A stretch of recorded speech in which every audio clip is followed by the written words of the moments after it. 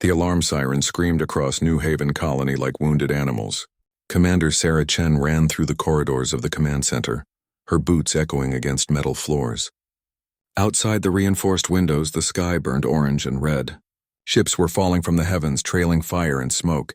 "Get those evacuation shuttles loaded now," Sarah shouted into her communicator. Static crackled back at her. Half the communication network was already down. She could see the enemy ships through the observation deck. They were massive, dark vessels that looked like they were designed to inspire fear. The Kethrax Dominion had arrived without warning, without demands, without mercy. New Haven was a farming colony. 2.3 million people lived here. Families, children, people who grew food and raised animals and dreamed of quiet lives under alien stars. The colony had one patrol corvette for defense, one single outdated ship against an entire battle fleet. It had lasted 8 minutes before the Kethrax tore it apart. Sarah watched the tactical display with growing horror. Red icons swarmed across the screen. Kethrax fighters were hitting the civilian districts. They were targeting schools, hospitals, residential zones.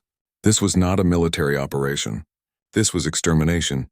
"Commander, Shuttle Bay 3 is under fire." The voice belonged to Lieutenant Park, a young man who had joined the colony patrol just 6 months ago. He sounded terrified. "We have 400 civilians trapped inside.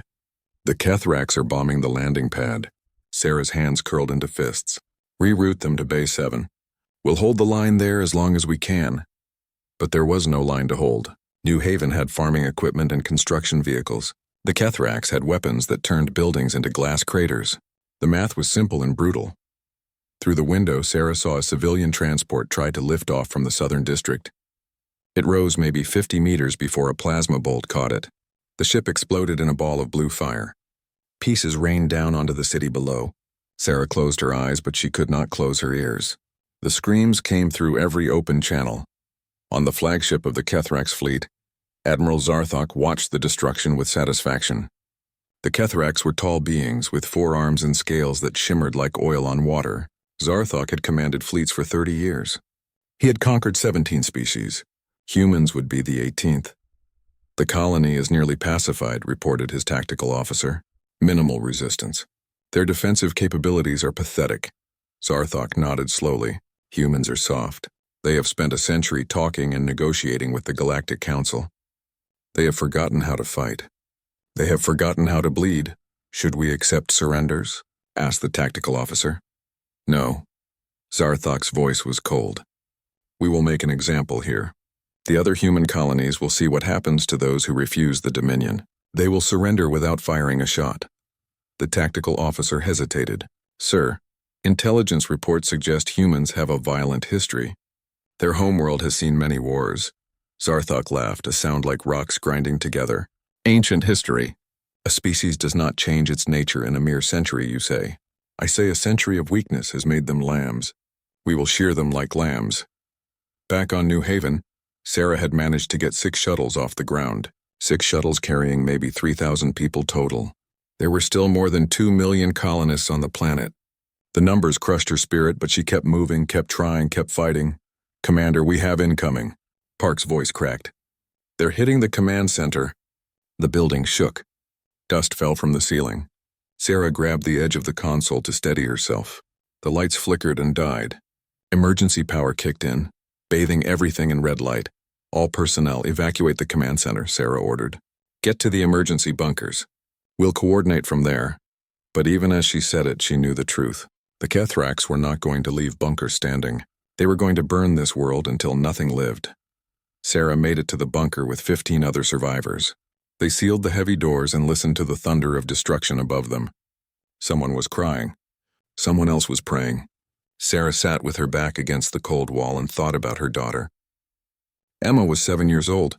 She had been at school when the attack started. Sarah did not know if Emma had made it to a shuttle. She did not know if she would ever see her daughter again. The bombardment continued for 6 hours. When it finally stopped, the silence was worse than the noise. Sarah led a team back to the surface. What they found was hell. The city was gone. Buildings had been reduced to rubble and ash. Fires burned everywhere. Bodies lay in the streets. The air smelled like burning metal and worse things. In orbit, Zarthok recorded a message. "Humans of the outer colonies, You have witnessed the fate of New Haven. Surrender your worlds to the Kethrax Dominion or you will share their destiny. You have 10 solar days to comply. Further resistance is futile. Your species is weak. Your time of diplomacy has ended. Now is the age of the Dominion. The message was broadcast across the galaxy. Every species heard it. The Galactic Council held an emergency session. They debated and discussed and argued about jurisdiction and treaties and protocols. They did nothing. Sarah Chen stood in the ruins of New Haven with 14 other survivors. She looked up at the stars where the Kethrax fleet had been. They were gone now, moving on to threaten other colonies. Sarah's hands shook with rage and grief and helplessness. She had failed her colony. She had failed her daughter. But she had survived. And somewhere in human space, someone would hear what happened here. Someone would respond. Sarah did not know that response was already being prepared. She did not know that humanity's silence would be more terrifying than any threat. She only knew that New Haven had burned, and someone had to pay for the ashes. The United Nations Space Command headquarters stood on the shore of Lake Geneva. It was a building made of glass and steel, designed to show humanity's commitment to transparency and peace. Today, the building felt more like a tomb. Every screen showed the same images. New Haven burning, bodies in the streets, children's toys scattered among the rubble. Admiral Marcus Webb sat in the emergency council chamber and watched politicians argue. They had been arguing for 3 hours. Some wanted to negotiate. Some wanted to appeal to the Galactic Council. Some wanted to surrender the outer colonies to save Earth. Webb was 72 years old. He had retired 5 years ago after 40 years of service. He had fought in the Mars Rebellion, the Titan Incident, and the Resource Wars. He had seen combat. He had killed people. He had saved people. And now they had dragged him back because nobody else knew what to do. We must respond diplomatically, insisted Ambassador Chen, no relation to Commander Sarah Chen. The Galactic Council will support us if we present evidence of this unprovoked attack. The Council has already ignored 3 requests for assistance, Webb said quietly. His voice was rough, like gravel in a can. They're afraid of the Kethrax. They won't help us. Then we negotiate directly with the Dominion, another diplomat suggested. Offer them trade agreements, mining rights, anything to stop further bloodshed. Webb stared at the man. They killed 2.3 million civilians. They targeted schools and hospitals. You think they want to negotiate? What do you suggest, Admiral? Asked the Secretary General. She was a thin woman with gray hair and tired eyes. We don't have the military strength to fight the Kethrax Dominion. Their fleet is 3 times the size of ours. Webb stood up slowly. His joints ached, but his mind was sharp. We stop talking. We start building. And we show the Kethrax what happens when you mistake humanity's desire for peace as weakness. The room went silent. Everyone stared at Webb. You're talking about war, the Secretary General said. They started the war, Webb replied. We're going to finish it. 24 hours later, the Kethrax Dominion sent another message demanding humanity's surrender. They expected a response. They expected pleading or threats or negotiations. Instead, they received silence. Absolute, complete silence. Humanity's diplomatic channels went dark. No ambassadors appeared at Galactic Council meetings. No representatives answered communications. The human colonies that had not been attacked simply stopped broadcasting. It was as if humanity had vanished from the galactic stage. This confused the Kethrax. Admiral Zarthok sent probes to monitor human space. What they saw was strange. Ships were moving but not fleeing. They were gathering. Factories were running at full capacity. Civilian vessels were being retrofitted with military systems. They are preparing to fight, Zarthok's tactical officer reported, but their fleet is inadequate. They have perhaps 300 warships. We have 800. Zarthok was not concerned. Numbers told the story. The Kethrax had superior technology, superior numbers, and superior experience. Humanity had nothing but determination, and determination did not stop plasma bolts. Let them prepare, Zarthok decided. We will take 3 more colonies simultaneously. When they see more of their worlds burning, they will surrender. But other species in the galaxy were not so confident. The Vexnari were an old race, one of the first to achieve spaceflight. They had been watching humanity for decades, and they remembered things the Kethrax had not bothered to learn. Ambassador Kelvon of the Vexnari requested an emergency meeting with Admiral Zarthok. They met via holographic communication. Kelvan was a being of pure energy, contained in a crystalline shell. His voice hummed with concern. "You have made a grave error," Kelvan said. Zarthok was dismissive. "The humans are weak. They will surrender." "No," Kelvan said firmly. "You do not understand what you have awakened. We have studied human history. They are unique among species. They nearly destroyed themselves dozens of times, wars that killed millions, weapons that could end all life on their world. And each time they learned. They improved. They became more efficient at destruction." "Ancient history," Zarthok replied. "They have been peaceful for a century." "They were not peaceful by nature," Kelvan explained. "They were peaceful by choice. There is a human saying you should learn. Beware the fury of a patient man." Humanity chose diplomacy not because they were weak, but because they knew their own capacity for violence. You have given them permission to unleash it. Zarthok ended the communication. Kelvan was old and fearful. The galaxy had changed. Strength mattered now, not ancient warnings. Back on Earth, Webb worked 20 hours a day. He pulled every retired officer back into service. He activated emergency construction protocols. Every shipyard in human space began building warships. Civilian freighters were stripped down and rebuilt with armor and weapons. Mining ships became missile platforms. Even luxury cruise liners were converted into troop carriers. The operation had a name: Ghost Fleet. Every mothballed warship humanity had ever built was being restored. Ships from the resource wars, vessels that had been gathering dust in orbital graveyards, were brought back to life with updated systems and weapons. Captain Elena Rodriguez was one of the survivors from New Haven. She had lost her husband and 2 children in the massacre. She had spent 3 days in an escape pod before being rescued. The doctors said she was suffering from trauma. She should rest. She should grieve. Instead, she volunteered for duty. Webb personally interviewed her. "Why do you want to fight?" Webb asked. Elena's eyes were hard. "Because sitting still means they died for nothing. Because someone has to make the Kethrax pay. Because I want to be there when we burn their ships out of the sky." Webb nodded. "You'll command the Vanguard Strike Wing. First into battle. It's dangerous." "Good," Elena said. Across human space, the same scene repeated a million times. People volunteering. Engineers working double shifts.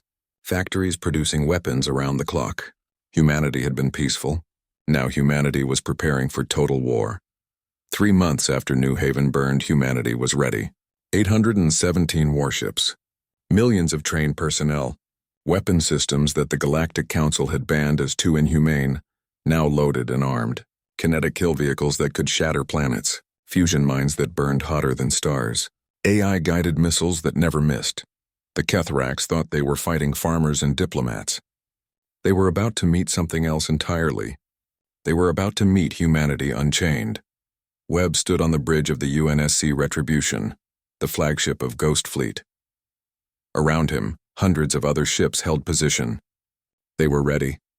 The destination was locked in. The Kethrax staging ground at Theta Serpentis, where they were preparing to attack 3 more colonies. "All ships report ready, sir," the communications officer said. Webb looked at the stars ahead. Somewhere out there, the Kethrax were waiting. They thought they had won. They thought humanity would surrender. "Send no warnings," Webb ordered. "No demands. No negotiations. We speak now with actions, not words. All ships, jump on my mark." The fleet disappeared into faster-than-light travel. The burning silence was over. Now came the storm. The Kethrax staging ground at Theta Serpentis was massive. 300 warships orbited the system's 4th planet. Supply vessels moved between them like insects. Admiral Zarthok stood on his flagship bridge reviewing the battle plans. In 2 days, his fleet would split into 3 groups and attack 3 human colonies simultaneously. Humanity would see their worlds burning and finally understand the futility of resistance. "Admiral, we're detecting unusual energy signatures," the sensor officer reported. His scales flickered with confusion. "Multiple contacts emerging from FTL, distance 2 million kilometers." Zarthok turned to the main display. Red icons began appearing. 10 ships, 20, 50. The numbers kept climbing. 100. 200. They did not stop. "How many?" Zarthok demanded. The sensor officer's voice shook. 817 confirmed contacts, sir. "It's the human fleet. The entire human fleet." The bridge went silent. 800 ships. That was impossible. Human intelligence had reported 300 vessels maximum. Where had 500 additional warships come from? Battle stations, Zarthok ordered. His mind raced. Something was wrong. Humans did not mass their entire fleet in one location. They defended their colonies with distributed forces. This made no strategic sense unless they were not planning to defend, unless they were planning to attack. Open all channels, Zarthok commanded. We will offer them terms of surrender. They cannot hope to win against our position here. Sir, they're not responding to hails, the communications officer said. They're just advancing. Current speed indicates weapons range in 4 minutes. Zarthok's scales rippled with irritation. Humans were supposed to talk. They were supposed to negotiate. That was their nature. All ships, defensive formation. Target their lead vessels. We'll show them the cost of aggression. On the bridge of the UNSC Retribution, Admiral Webb watched the Kethrax fleet scramble to form a defensive line. It was too late. They had been caught off guard, complacent in their perceived superiority. All ships, weapons free, Webb said calmly.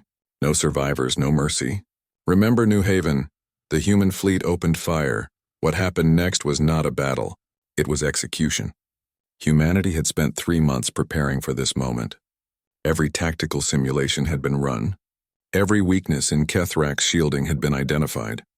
Every angle of attack had been calculated. The first wave was kinetic kill vehicles. Solid tungsten rods accelerated to a fraction of light speed. They were simple weapons, just mass and velocity. But at those speeds, mass became devastating. The rods punched through Kethrax shields like they were paper. They pierced hulls and continued through the other side, leaving gaping holes that vented atmosphere and crew into space. The second wave was AI-guided swarm missiles. Thousands of small warheads that moved like a school of fish. They avoided point defense fire by sheer numbers. For every 10 missiles destroyed, 50 more got through. They targeted engines, weapon systems, bridge sections. The missiles were smart enough to focus fire, to prioritize threats, to adapt to defensive measures. The third wave was the human warships themselves, closing to energy weapon range. Their plasma cannons had been upgraded with Kethrax technology, captured from New Haven. The fusion mines they deployed burned at temperatures that melted armor like butter. Captain Elena Rodriguez led her fighter wing straight into the heart of the Kethrax formation. Her squadron flew with mechanical precision. They had trained for this. They had dreamed of this. Every trigger pull was for a husband lost, a child killed, a future stolen. Gold leader to all wings, Elena's voice was ice cold. Target the flagship. That's where Zarthok is. I want that ship burning. Her fighter dodged incoming fire with practiced ease. She had flown combat missions during the resource wars years ago. The skills came back like muscle memory. She locked onto the Kethrax flagship's shield generator and fired. Her missiles struck true. The shields flickered and died. All wings concentrate fire on the flagship's bridge section, Elena ordered. Dozens of fighters converged.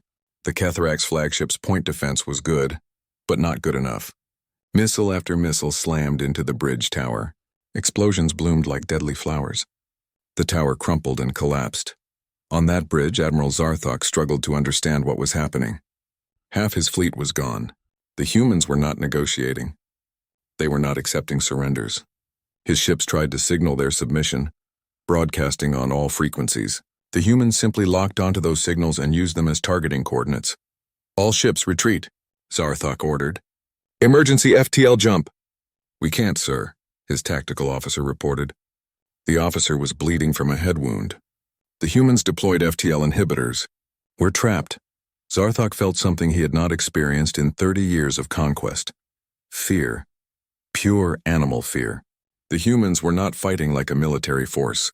They were fighting like predators who had finally cornered their prey. Open a channel to the human fleet, Zarthok demanded. I will negotiate. I will offer reparations, territory, anything they want. The communication officer established a link. Zarthok found himself looking at a human face, an old male with gray hair and cold dark eyes. I am Admiral Zarthok of the Kethrax Dominion, he began. I wish to discuss terms of ceasefire. The human admiral stared at him for a long moment. When he spoke, his voice was quiet but absolute.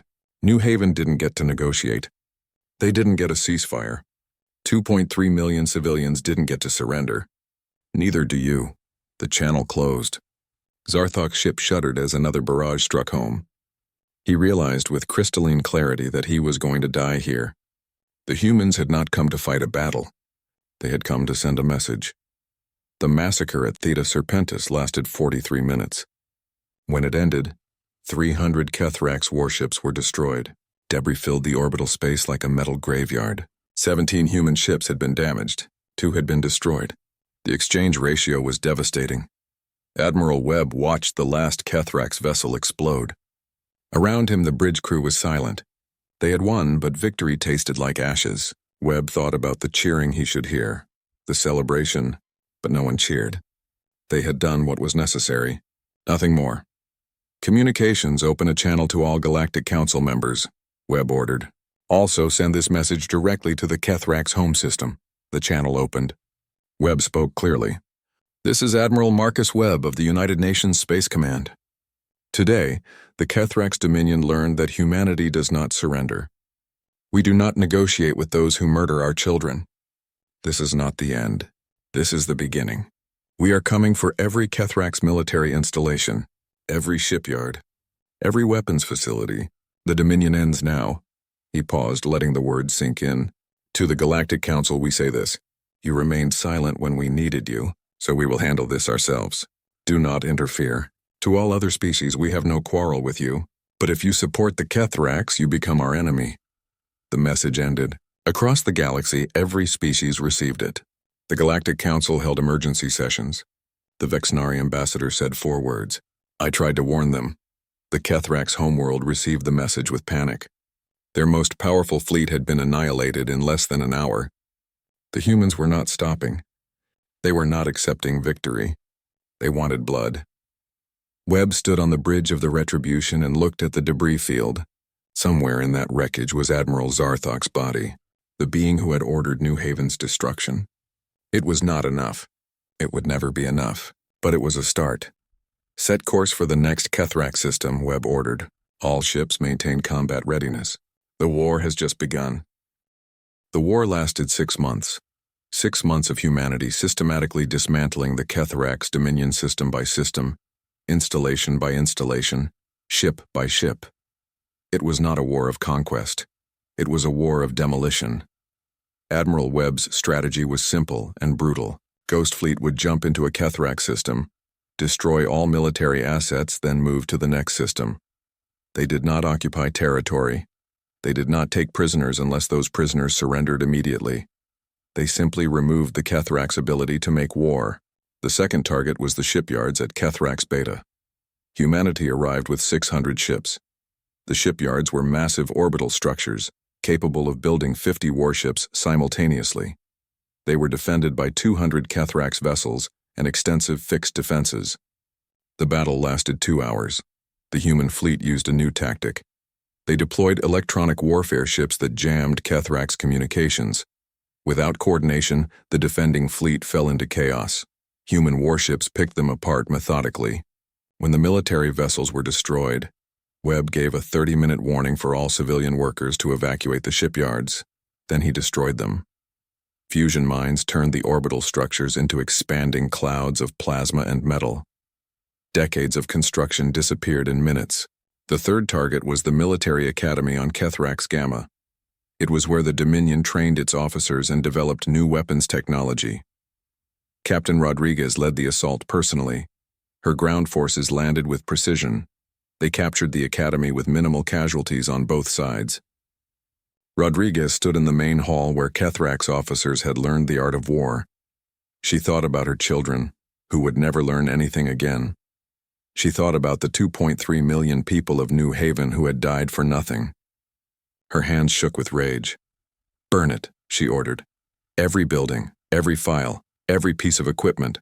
Turn this place to ash. Her soldiers complied. The academy burned for 3 days. The smoke could be seen from orbit. As the war continued, something unexpected happened.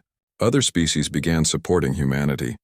Not openly because they feared retaliation, but quietly. The Vexnari provided intelligence on Kethrax fleet movements. The Talmor, a species of amphibious traders, sold humanity weapons and supplies at cost. Even some Kethrax systems began rebelling against their own government, seeing humanity as liberators rather than conquerors. The Galactic Council remained paralyzed. They sent delegations to negotiate with humanity. Webb refused to meet with them. He sent a simple response. "When New Haven burned, where were you? We don't need your diplomacy. We need you to stay out of our way." The Council debated sanctions against humanity, but sanctions meant nothing to a species at total war. They debated military intervention, but no species wanted to face the humans in battle. They had seen what happened at Theta Serpentis. They had seen the efficiency, the ruthlessness, the sheer mechanical perfection of human warfare. Ambassador Kelvan of the Vexnari spoke before the council. "You are watching history," he said. "Humanity nearly destroyed itself many times in its past. They created weapons that could end all life on their world. Nuclear bombs, biological plagues, artificial intelligence gone wrong. Each time they pulled back from the brink. They learned control. They learned restraint. But they never forgot how to wage total war. The Kethrax are learning what happens when you fight a species that perfected the art of controlled destruction." On the Kethrax homeworld, panic gripped the population. 20 systems had fallen. Their fleets were shattered. Their shipyards were destroyed. Refugees flooded the core worlds with stories of human fury. The Dominion government fractured. Some wanted to surrender. Some wanted to fight to the last. Some wanted to flee to unexplored space and start over. Admiral Zarthok's second-in-command, Commander Velkar, took control of what remained of the Kethrax military. He was younger than Zarthok, more flexible in his thinking.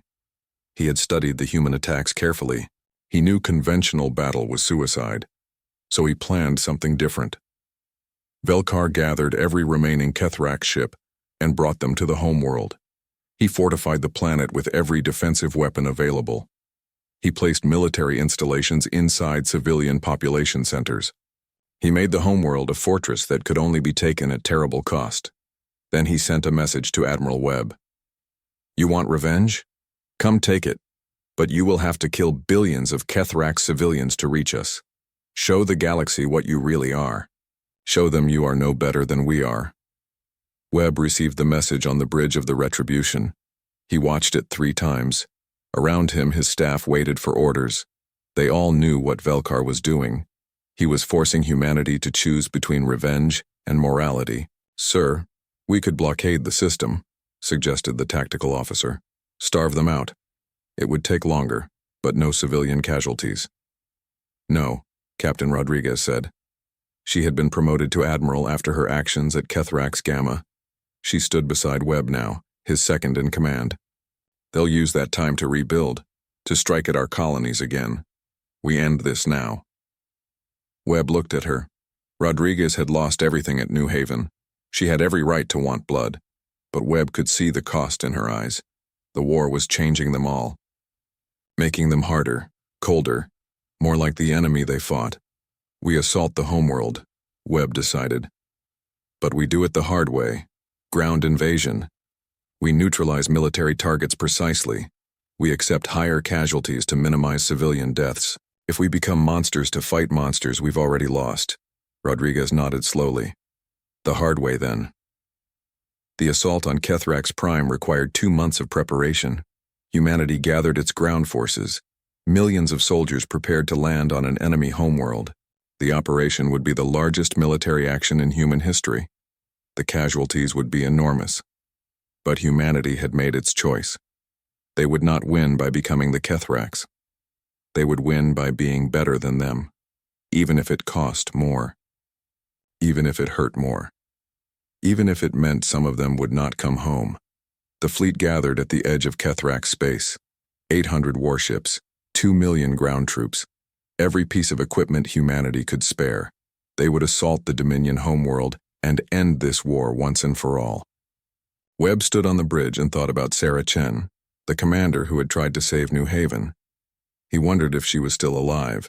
He wondered if she would approve of what he had done, what he was about to do. "All ships report ready, sir," the communications officer said. Webb took a deep breath. "Then let's finish this. All ships jump to Kethrax Prime. May whatever gods watch over us have mercy on our souls, because we're about to storm hell itself." The fleet disappeared into FTL. Behind them, the galaxy watched and waited. The final battle was coming. And everyone knew that after this, nothing would ever be the same. Humanity had shown the galaxy what they were capable of when pushed to the edge. The question now was whether they could win without losing themselves in the process. The long march was ending. The reckoning was about to begin. The human fleet emerged from FTL at the edge of the Kethrax home system. Before them lay their target, Kethrax Prime, the heart of the Dominion, a world of 12 billion souls. Orbiting it was every remaining Kethrax warship, perhaps 400 vessels. The planet's surface bristled with defensive installations. Commander Velkar watched the human fleet arrive. He stood in the Planetary Defense Command Center, deep beneath the surface. Around him, thousands of Kethrax worked at stations coordinating the defense. This was their last stand. If they fell here, the Dominion was finished. "Open a channel to the human fleet," Velkar ordered. "Let me speak to their admiral." The channel opened. Velkar saw the face of Admiral Webb. The human looked old and tired. "Good. Tired enemies made mistakes. I am Commander Velkar. I speak for the Kethrax Dominion. You have come for revenge. I understand. But look at what surrounds you." Velkar gestured to screens showing the planet below. 12 billion civilians. Our military installations are integrated into population centers. You cannot destroy us without destroying them. Billions will die. Is your revenge worth that price? Webb's face remained expressionless. "You're using civilians as shields. You're hiding behind the innocent, just like you targeted the innocent at New Haven." "Perhaps," Velkar admitted. "But that does not change the reality. You have a choice. Withdraw and accept a negotiated peace, or assault this world and become the mass murderers you claim to oppose." The channel closed.